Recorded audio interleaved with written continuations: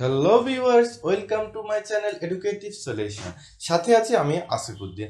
আজকে আলোচনা করব রসায়ন নবম দশম শ্রেণীর রসায়ন সপ্তম অধ্যায়ের লা শাতেলিয়ান নীতি নিয়ে। এই লা শাতেলিয়ান নীতিটি আমাদের জন্য খুবই একটি গুরুত্বপূর্ণ বিষয়। আমরা যখন এসএসসি পরীক্ষা দিই বা আমাদের স্কুল মূল্যায়ন পরীক্ষাগুলোতে কি এই নীতিটা থেকে লা শাতেলিয়ান নীতি থেকে একটি প্রশ্ন অবশ্যই থাকে। এই কারণে আমি আজকে এই ভিডিওতে আমি লা শাতেলিয়ান নীতি নিয়ে আলোচনা করব। প্রথমে দেখি লা শাতেলিয়ান নীতিটি কি।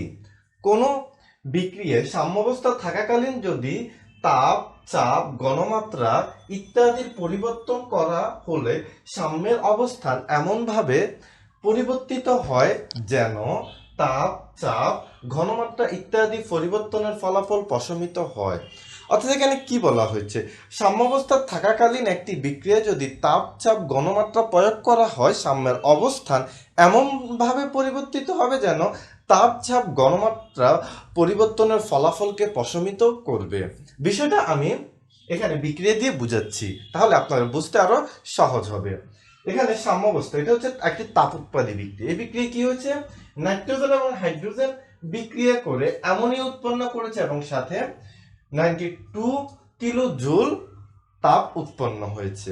আমরা এই বিষয়টি বোঝার আগে আরেকটি জিনিস বুঝি, আমাদের সম্মুখবর্তী বিক্রিয়া কাকে বলে এবং পশ্চাৎমুখী বিক্রিয়া কাকে বলে। সম্মুখবর্তী বিক্রিয়া হচ্ছে বিক্রিয়ক পদার্থগুলো পরস্পরের সাথে বিক্রিয়া করে যখন উৎপাদে পরিণত হয় তাকে সম্মুখবর্তী বিক্রিয়া বলে। ভিউয়ার্স, আপনারা ভালোভাবে লক্ষ্য করুন যে আমি কি বলেছি। সম্মুখবর্তী বিক্রিয়াটা কি? সম্মুখবর্তী বিক্রিয়াটা হচ্ছে বিক্রিয়ক পদার্থগুলো বিক্রিয়া করে যখন উৎপাদে পরিণত হয়, এটি হচ্ছে সম্মুখবর্তী বিক্রিয়া। আর পশ্চাৎমুখী বিক্রিয়া কি?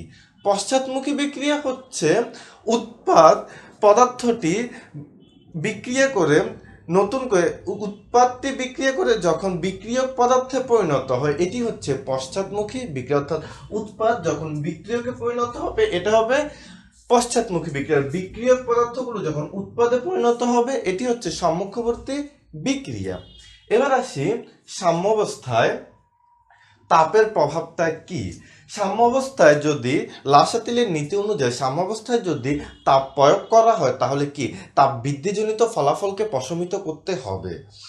এখানে এই বিক্রিয়া যদি তাপ প্রয়োগ করা হয়, যদি সম্মুখবর্তী তাপ উৎপাদী বিক্রিয়াটি বৃদ্ধি পায় তাহলে কি ঘটবে? সম্মুখবর্তী তাপ উৎপাদী বিক্রিয়াটি যদি বৃদ্ধি পায় তাহলে তাপ বৃদ্ধিজনিত ফলাফল প্রশমিত না হয়ে তাপ আরো বৃদ্ধি পাবে। এই কারণে সাম্যাবস্থা থাকাকালীন তাপ উৎপাদী বিক্রিয়ায় তাপ প্রয়োগ করা হলে বিপরীতমুখী অর্থাৎ পশ্চাৎমুখী তাপহারী বিক্রিয়াটি বৃদ্ধি পেতে হবে। অর্থাৎ এই বিক্রিয়া যখন আমরা তাপ প্রয়োগ করব তখন কি হবে, এই সাম্য এদিক থেকে এদিকে যাবে। তাপ প্রয়োগ করা হলে সাম্যটা কি হবে, ডান দিক থেকে বাম দিকে যাবে। অর্থাৎ তাপহারী বিক্রিয়াটি কি হবে, বৃদ্ধি পাবে সাম্যাবস্থায়। যার ফলে কি হবে, যার ফলে তাপ বৃদ্ধিজনিত ফলাফল প্রশমিত হবে। তাহলে এই বিক্রিয়া যখন আমরা কি করব, তাপ প্রয়োগ করব, তাপ প্রয়োগ করা হলে এই সাম্যাবস্থায় যখন তাপ উৎপাদী বিক্রিয়ায় তাপ প্রয়োগ করা হলে তখন কি ঘটবে, তখন বিপরীতমুখী তাপ উৎপাদী বিক্রিয়াটি বৃদ্ধি পাবে। অর্থাৎ এই বিক্রিয়াটি বৃদ্ধি পাবে, এখানে বৃদ্ধি পাবে।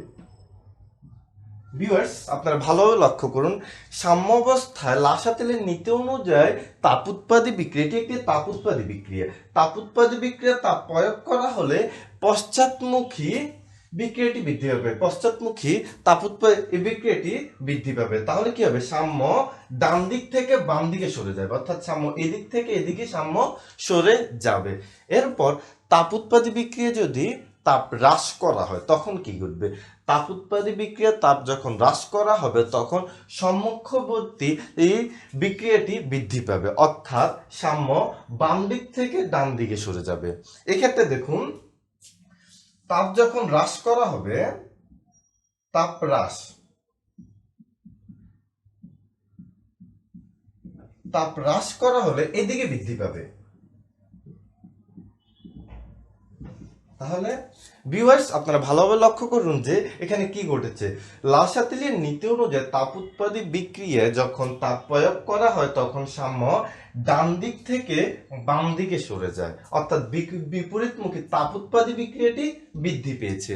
আর লাসাতিলির নীতি অনুযায়ী তাপ উৎপাদী বিক্রিয়া যখন তাপ হ্রাস করা হবে, এই যে তাপ হ্রাস করা হলে তখন সম্মুখবর্তী বিক্রিয়াটি বৃদ্ধি পাবে, অর্থাৎ সাম্য বাম দিক থেকে ডান দিকে সরে যাবে। এখানে সাম্য এখানে কি হবে, বাম থেকে ডানে যাবে। সাম্য বাম থেকে ডানে, তাপ হ্রাস করা হলে বাম থেকে ডানে সাম্য, আর তাপ প্রয়োগ করা হলে, তাপ প্রয়োগে হলে সাম্য যাবে হচ্ছে ডান থেকে বামে।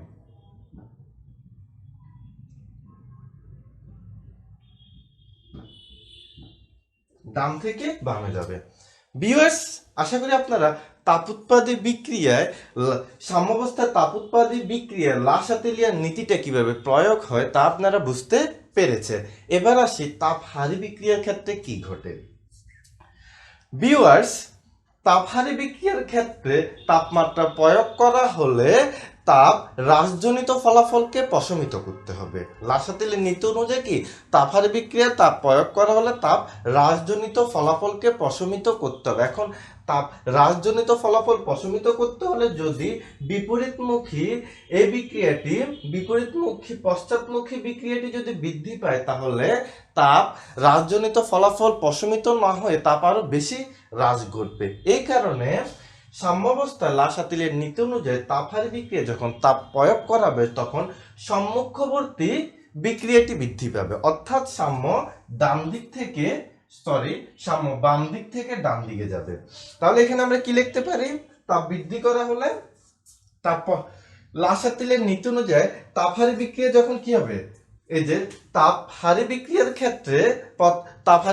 ক্ষেত্রে যখন তাহলে লাসাতিলের নীতি অনুযায়ী তাপহারী বিক্রিয়ার ক্ষেত্রে কি ঘটে, যখন তাপহারী বিক্রিয়ার ক্ষেত্রে তাপ প্রয়োগ করা হয় তখন সম্মুখবর্তী তাপ উৎপাদী বিক্রিয়াটি বৃদ্ধি পায়। তাহলে এখানে যখন তাপ প্রয়োগ করা হবে, তাপ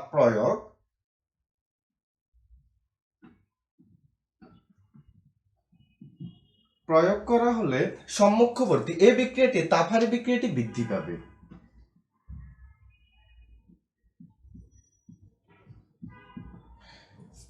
তাহলে সাম্যাবস্থায় যদি তাপ প্রয়োগ করা হয় তাহলে কি হবে, তাপহারী বিক্রিয়াটি বৃদ্ধি পাবে। এরপরে সম্মুখবর্তী তাপ এই বিক্রিয়াটি বৃদ্ধি পাবে। এরপরে আমরা যদি কি করা হয়, তাপহারী বিক্রিয়ায় যদি তাপ হ্রাস করা হয় তখন কি ঘটবে, বিপরীতমুখী বিক্রিয়াটি বৃদ্ধি পাবে।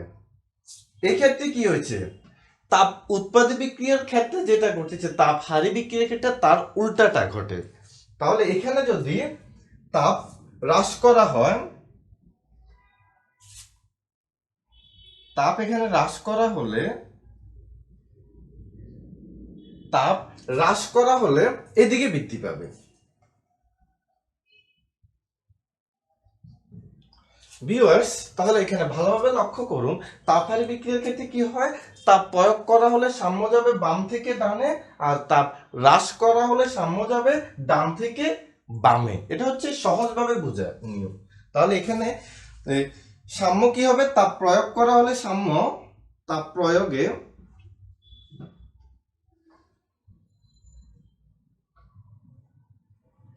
প্রয়োগে সাম্য যাবে হচ্ছে, তাপ প্রয়োগের ক্ষেত্রে সাম্য যাবে হচ্ছে বাম থেকে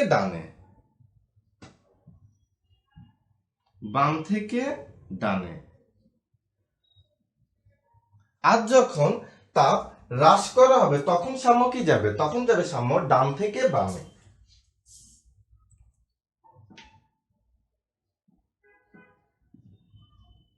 হ্রাসে সাম্য যাবে ডান থেকে বামে।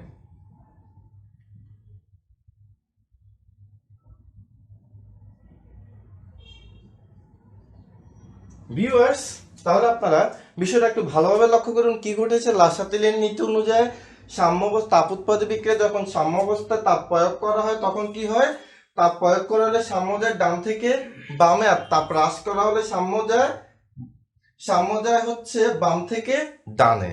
আর তাপ হারি বিক্রিয়ার ক্ষেত্রে যখন তাপ প্রয়োগ করা হবে তখন সাম্য যাবে বাম থেকে ডানে, আর যখন তাপ হ্রাস করা হবে তখন সাম্য যাবে ডান থেকে বামে। অর্থাৎ তাপ উৎপাদী বিক্রিয়া যেটা ঘটে তাপ হারি বিক্রিয়ায় সেটার উল্টাটাই ঘটে।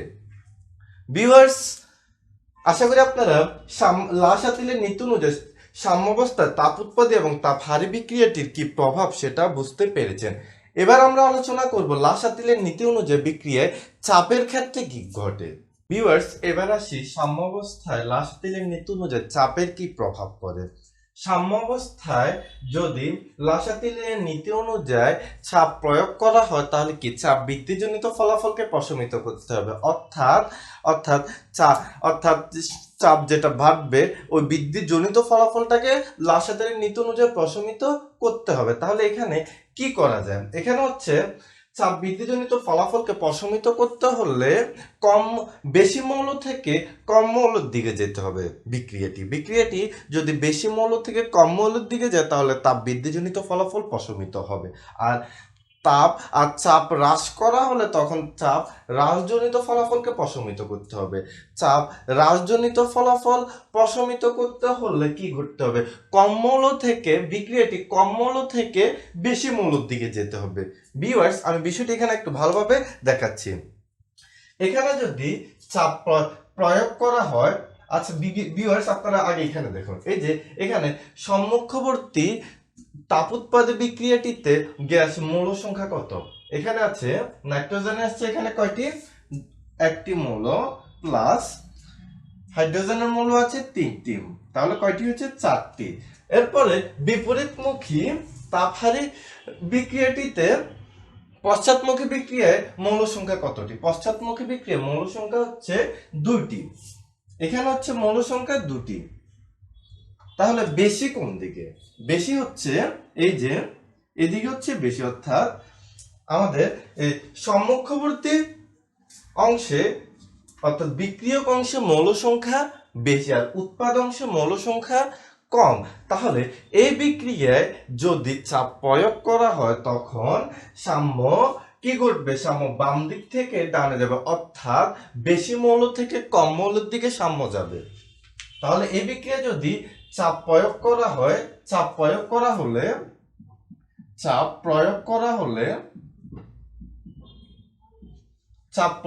হলে কি বেশি মৌল থেকে কম মৌলের দিকে যাবে, বেশি থেকে যাবে কম মৌল, বেশি মৌল থেকে কম মৌলের দিকে যাবে। তাহলে এখানে বেশি মৌল কোন দিকে, এদিকে, আর কম মৌল হচ্ছে উৎপাদে, তাহলে এখানে কি এই সম্মুখবর্তী থেকে পশ্চাৎমুখীর দিকে যাবে, অর্থাৎ বিক্রিয়ক থেকে উৎপাদের দিকে যাবে, বেশি থেকে কমের দিকে যাবে। আর এই বিক্রিয়া যদি চাপ হ্রাস করা হয় তাহলে তখন কি করবে, চাপ হ্রাসজনিত ফলাফল প্রশমিত করার জন্য বিক্রিয়াটি সাম্যাবস্থাটি কি কম মৌল থেকে বেশি মৌলের দিকে সাম্য সরে যাবে। তাহলে এখানে কি হবে, চাপ যদি হ্রাস হয় তাহলে চাপ হ্রাস হয়, তাহলে কম মৌল থেকে বেশি মৌলের দিকে যাবে সাম্য, কম থেকে বেশির দিকে সাম্য সরে যাবে, বেশি মৌলের দিকে সাম্য যাবে। তাহলে তখন কি হবে, এই উৎপাদ থেকে তখন বিক্রিয়কের দিকে সাম্য সরে যাবে, পশ্চাৎমুখী থেকে কি সম্মুখবর্তীর দিকে সাম্য সরে যাবে। অর্থাৎ ভিউয়ার্স, এটা একেবারে সহজ একটা বিষয়। সাম্যাবস্থায় যখন চাপ প্রয়োগ করা হবে তখন বেশি মৌল থেকে কম মৌলের দিকে সাম্য সরে যাবে, আর চাপ হ্রাস করা হলে কম মৌল থেকে বেশি মৌলের দিকে সরে যাবে। ভিউয়ার্স, আশা করি আপনারা সাম্য অবস্থায় চাপের প্রভাবটা বুঝতে পেরেছেন। এবার আমরা বুঝতে হবে যে সাম্যাবস্থায় লা-শাতিলের নীতি অনুযায়ী ঘনমাত্রার প্রভাবটা কি। লা-শাতিলের নীতি অনুযায়ী ঘনমাত্রার প্রভাবটা হচ্ছে একটি সহজ বিষয়। এটি হচ্ছে যখন বিক্রিয়কের ঘনমাত্রা বাড়ানো হবে তখন উৎপাদের ঘনমাত্রা বাড়বে, আর উৎপাদের ঘনমাত্রা কমানো হলে বিক্রিয়কের ঘনমাত্রা কি কমে যাবে। অর্থাৎ লাসাতিলিয়ার নীতি অনুযায়ী কি সাম্যাবস্থায় ঘনমাত্রার প্রভাবটা বোঝার জন্য আমরা একটা উদাহরণে যাই। যখন আমরা ধরুন কি আপনারা 5 বন্ধু মিলে আইসক্রিম খাবেন। এখন 5 বন্ধুর জন্য যতটুকু আইসক্রিম আনতে হবে বা যতগুলো আইসক্রিম আনতে হবে, ওই জায়গায় যদি 10 জন বন্ধু আসে তাহলে ওই 5 জন বন্ধুর জন্য যে আইসক্রিম লাগবে 10 জন বন্ধুর জন্য ওই আইসক্রিম দিয়ে হবে না, আইসক্রিমের পরিমাণ আরো বাড়াতে হবে। তাহলে 10 জন বন্ধু কে খেতে পারবে। যদি আইসক্রিমের পরিমাণ বাড়ানো না হয় তাহলে কি 10 জন বন্ধুকে আপনারা আইসক্রিম দিতে পারবেন না, শুধু 5 জনে খেতে পারবেন। তাহলে এটাও এরকম, ঘনমাত্রা এরকম, বিক্রিয়কের পরিমাণ বাড়ালে উৎপাদের পরিমাণ বাড়বে। আপনারা যেরকম আইসক্রিমের পরিমাণ বাড়ালে বন্ধু বেশির মধ্যে ভাগ করে দিতে পারবেন, 10 জনের মধ্যে ভাগ করে দিতে পারবেন। আইসক্রিমের পরিমাণ বাড়ানো না হলে 10 জনের মধ্যে দিতে পারবেন না, শুধু 5 জনে খেতে পারবেন। এরকমই ঘনমাত্রায় যদি বিক্রিয়কের পরিমাণ বাড়ানো হয় তাহলে উৎপাদের পরিমাণও বেড়ে যাবে। ভিউয়ার্স, আশা করি আপনারা লাসাতেলিয়ার নীতি অনুযায়ী যে সাম্যাবস্থায় তাপমাত্রার উপর প্রভাব, চাপের উপর প্রভাব এবং ঘনমাত্রার উপর প্রভাবটা আপনারা বুঝতে পেরেছেন। ভিউয়ার্স, আজ এই পর্যন্তই। আমার ভিডিওটি কেমন হচ্ছে তা অবশ্যই কমেন্টসের মাধ্যমে জানাবেন। আর যদি এখনো কেউ আমার চ্যানেলটি সাবস্ক্রাইব করে না থাকেন অবশ্যই চ্যানেলটি সাবস্ক্রাইব করুন। দেখা হবে আগামী কোনো ভিডিওতে। আল্লাহ হাফেজ।